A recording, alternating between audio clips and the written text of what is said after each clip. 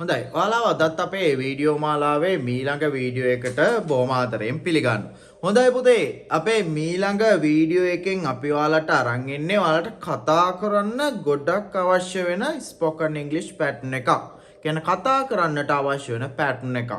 ඒ සියල්ලටම කලින් පුතේ ඔයගොල්ලෝ තාමත් අපේ YouTube channel එක subscribe කරලා නැත්නම් මේ දැම්ම subscribe කරන්න. ඒ වගේම bell icon එකත් click කරලා තියාගන්න අපි වීඩියෝ එකක් දාපු ගමන් notification එකක් ගෙන්වා ගන්නට හැකියාව තියෙනවා. ඒ වගේම අපේ channel එකේ තියෙන videos බලලා නැත්නම් ඒවත් පිළිවෙලට නරඹගෙන එන්න කියලා අපි බොහොම ආදරයෙන් ඉල්ලා සිටිනවා. හොඳයි පුතේ අද මම ඔයාලට කියලා දෙන්න යන්නේ it's advisable to කියන pattern එක. මොකද්ද දරුවනේ?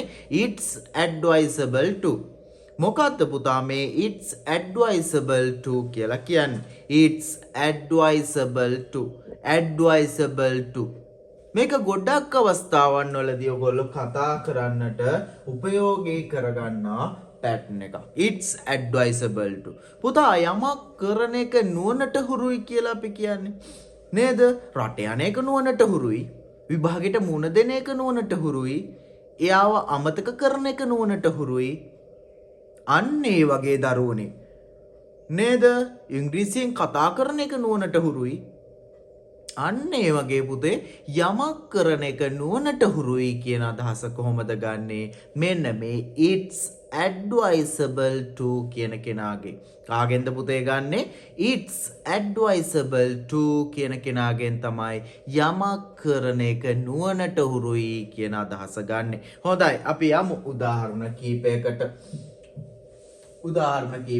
අපේ වීඩියෝ එක like කරලා නැත්නම් ඔයගොල්ලන්ට පුළුවන් like කරන්න. ඒ වගේම පුතේ අපේ පාඨමාලාවන්ට ඔයාලට සම්බන්ධ වෙන්න අවශ්‍ය නම් 0768234 අංකයට මේ දැම්ම WhatsApp පණිවිඩයක් යොමු කරන්න.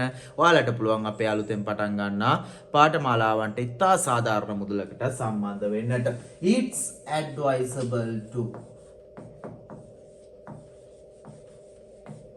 පුතේ it's advisable to කියනවා. it's advisable to කියලා කියනවා යමක් කරන එක නුවණට හුරුයි. මොකද්ද දරුවනේ? යමක් කරන එක නුවණට හුරුයි. හොඳට මේ දේවල් ප්‍රැක්ටිස් කරගන්න ඔයාලට ගොඩාක් ලොකු දේවල් අපේ YouTube channel එක හරහා ඉගෙන ගැනීමේ හැකියාව තියෙනවා. it's advisable to go abroad. it's advisable to go abroad. it's advisable to go abroad. රට යන එක නුවණට හුරුයි. it's advisable to go abroad.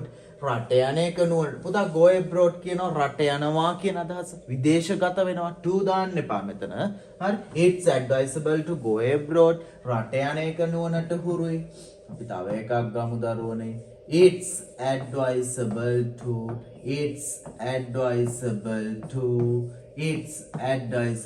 to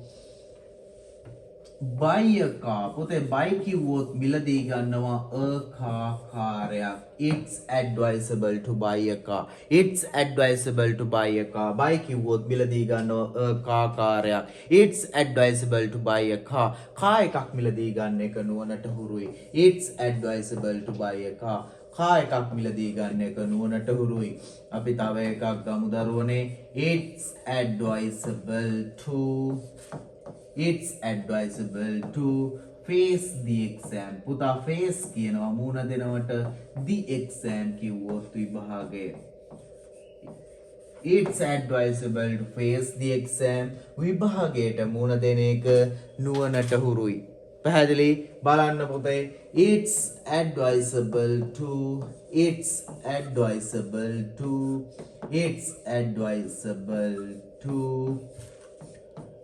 tell the truth. පුතේ tell කියනවට the truth කිව්වොත් පුතේ ඇත්ත. it's advisable to tell the truth. ඇත්ත කියන එක නුවණට හුරුයි. it's advisable to tell the truth. පුතේ බලන්න මේ පාඩම් වලට හොඳින් තේරෙනවද කියලා අපේ YouTube නාලිකාවේ තියෙන අනිත් වීඩියෝස් බැලුවේ නැත්නම් ඒවත් බලන්න. ඒ වගේම පුතේ channel එකත් subscribe කරන්න.